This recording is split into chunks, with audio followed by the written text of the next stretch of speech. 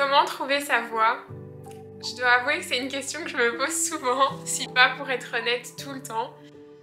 Et même à un moment de ma vie, je pensais avoir trouvé une voie qui me correspondait bien. J'étais indépendante, j'ai fait plein de missions différentes. Dans l'édition, la facilitation, le marketing, la gestion de projet même et plein d'autres encore. Mais en réalité, c'est vrai que je me sentais pas 100% à ma place non plus dans ces missions-là, même si je m'y sentais bien. Et c'est là que c'est étrange, c'est que je me suis sentie hyper animée pendant plein d'années. J'apprenais plein de choses, j'ai découvert plein de choses. Jusqu'au moment où j'ai continué alors que je sentais que c'était les jours de trop. Ceux où j'avais perdu le sens de ce que je faisais. Et après que la curiosité, l'apprentissage, etc. soient partis, il restait plus grand chose en fait qui me rattachait à ça. Et je voyais plus du tout le sens vraiment de continuer là-dedans. Jusqu'à finalement décider de tout arrêter.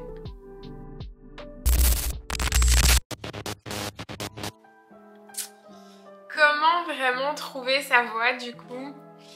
Je trouve que c'est une question complexe en fait, à laquelle je pense il n'y a pas vraiment de réponse toute faite.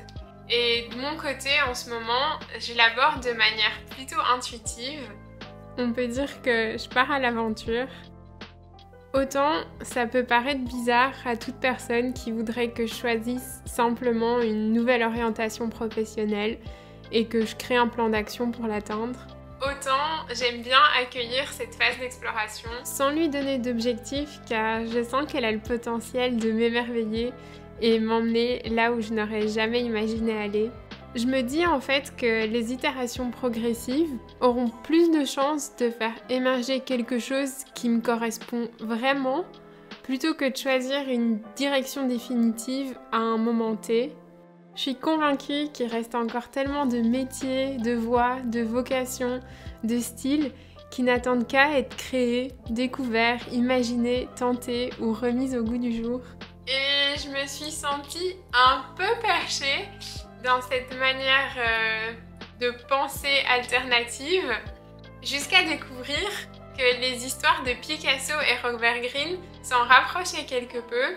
Picasso avec l'émergence du cubisme et Robert Greene avec l'écriture des 48 lois du pouvoir. Et ce que j'adore dans ces deux exemples, c'est de réaliser qu'en fait, il leur a fallu presque une vie entière d'exploration avant d'arriver à l'émergence de quelque chose qu'ils n'avaient pas comme objectif avant de commencer. Tout s'est fait de manière plutôt intuitive en fait, et ils savaient pas qu'ils allaient arriver à ça en commençant ce processus d'exploration. Enfin, je sais même pas s'ils avaient conscience au moment même qu'ils étaient dans le processus d'exploration, mais c'est une autre histoire.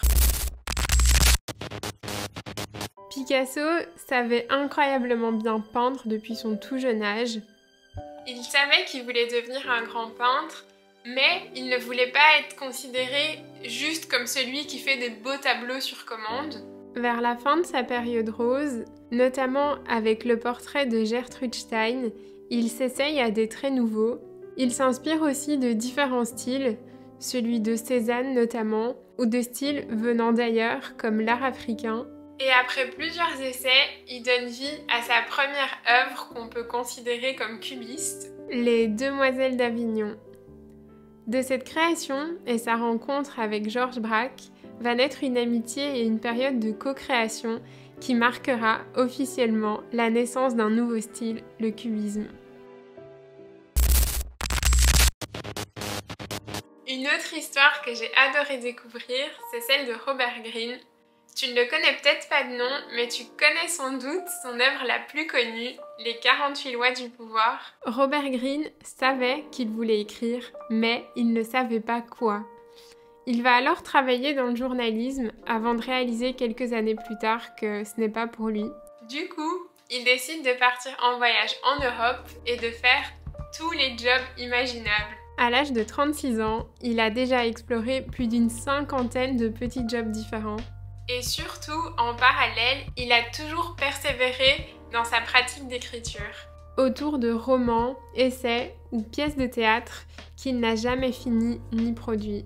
Jusqu'au jour où un producteur des livres va lui demander s'il n'a pas une idée de sujet. À ce moment-là, il lisait beaucoup de livres d'histoire qui parlaient du pouvoir en fait.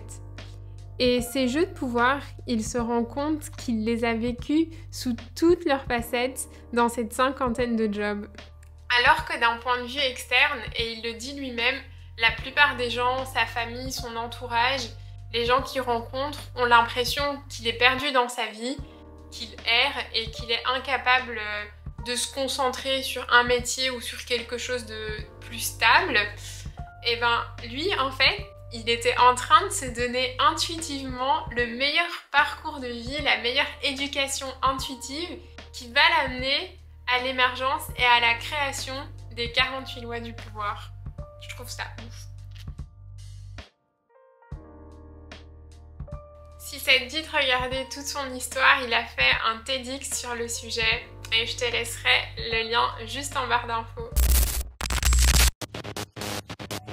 Et de mon côté, je sais que j'ai envie d'évoluer dans le milieu créatif avec ses différents moyens d'expression, mais je sais pas encore exactement quel moyen d'expression, qu'est-ce que je combine, quel style, comment, de quoi je parle, comment je monétise ça et comment j'en crée une vie durable.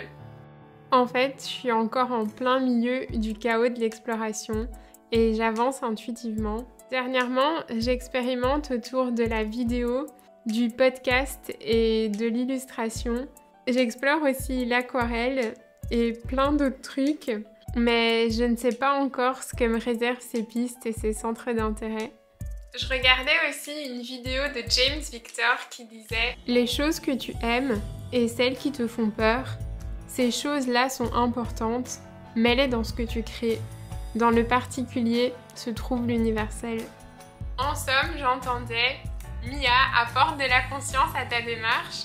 Ça m'a fait réaliser que ce qu'il y avait de difficile dans cette période d'exploration, c'est de gérer les moments de flou, de doute face aux essais-erreurs, où on a juste l'impression de errer. On a du mal à prendre de la hauteur et à conscientiser ce qui se passe réellement. Et j'ai eu l'idée de créer une expérimentation. En fait, récemment, je suis tombée sur l'expérience de 2 amis célibataires. Ils se sont vus tous les jours pendant 40 jours et ont documenté l'évolution de leur relation en répondant à chaque fois aux mêmes questions.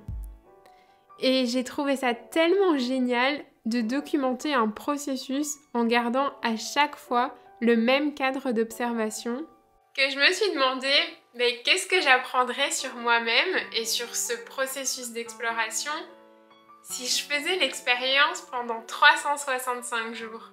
Et c'est comme ça que ce petit carnet est né. Dès aujourd'hui, je vais répondre tous les jours aux 6 mêmes questions. Qu'est-ce qui s'est passé d'intéressant dans ta journée? À quoi ça t'a fait réfléchir? Qu'est-ce que tu as appris de nouveau sur toi? Qu'est-ce que tu as appris de nouveau sur ton exploration? Comment tu te sens dans ce processus? Et est-ce qu'il y a quelque chose que tu ferais différemment? Je trouve que c'est une manière amusante de laisser mijoter tout ce chaos de l'exploration. Et de suivre l'évolution de l'émergence.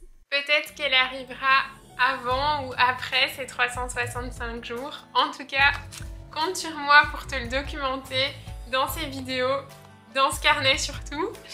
Et j'hésite encore peut-être à retranscrire ça jour par jour, soit sur mon blog, soit en format de mini-podcast. Je sais pas comment je vais le faire encore, mais on reste en contact sur Instagram si tu veux suivre la suite et dans ces vidéos d'office. Bisous bisous!